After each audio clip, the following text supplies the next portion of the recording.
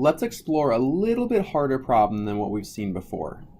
So what if we have 50 grams of sodium bicarbonate? And we want to know how many oxygen atoms are in this sample. So how many oxygen atoms are in 50 grams of sodium bicarbonate? Okay, there's no one-step direct conversion to do this. Okay, before we actually approach this, let's take a step back and think about what conversions we know and how they can be applied. And there's one really easy way to present all these conversions that I think will be very useful for you. Okay, so we are going to make an atom line and a compound line. Okay, so everything up here is going to be talking about an atom. Everything here is going to be talking about the compound. Okay, so let's just start off here with number of atoms. We know that we can readily convert between number of atoms and moles of an atom using Avogadro's number. And we can also convert between the moles of the atom and the mass of the atom using the molar mass. I'm going to abbreviate it MM here for molar mass. Okay, we can do the same thing for the number of compounds. For the number of compounds, we can use Avogadro's number to figure out the moles of compound. And then we can use the molar mass of that compound to figure out the mass of the substance or of the compound.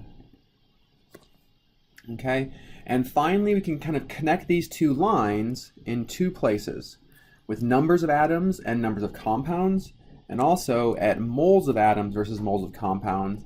And for these we can use our formula subscripts. Okay, so everywhere we see an arrow here, right? So everywhere we see an arrow is a different conversion factor that we can use to relate things on this chart. Okay, so in this problem, we are told that we have 50 grams of a compound. So we are starting with the mass of the compound. And our goal is to figure out the number of oxygen atoms. So we want to end up way up here.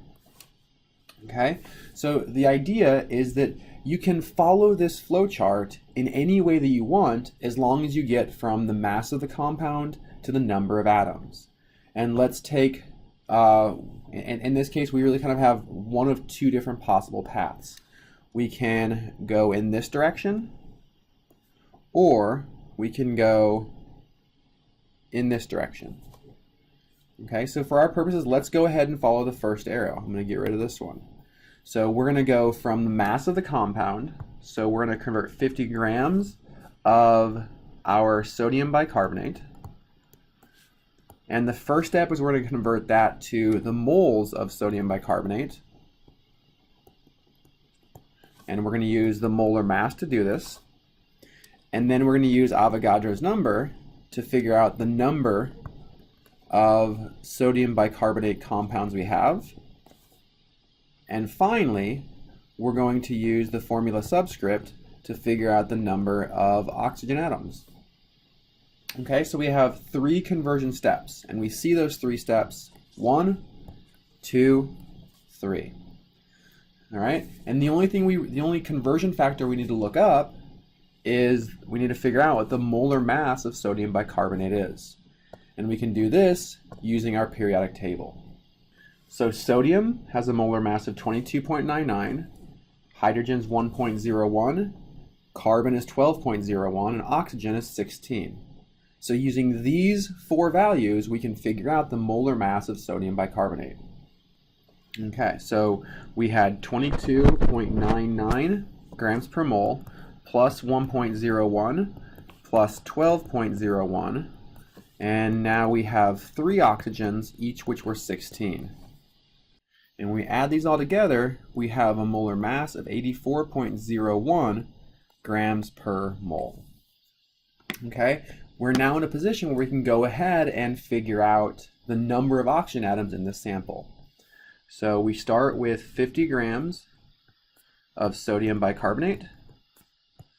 We use the molar mass to cancel out grams of sodium bicarbonate, and we want to be left with moles. 1 mole is 84.01 grams, what we just figured out. Okay, our next step is to use Avogadro's number to figure out the number of sodium bicarbonate compounds. So 1 mole of sodium bicarbonate is 6.022 times 10 to the 23rd molecules. Okay, and this is again sodium bicarbonate. So then the last step is to use the formula subscript. We scroll up here. The last step is to use the formula subscript to convert from number of compound to number of atoms. So for every 1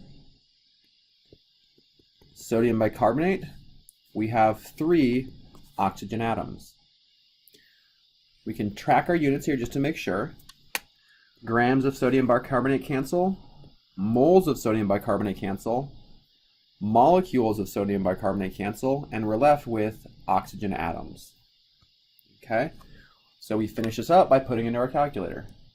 And when we do that, we come up with 1.075 times 10 to the 24th atoms of oxygen.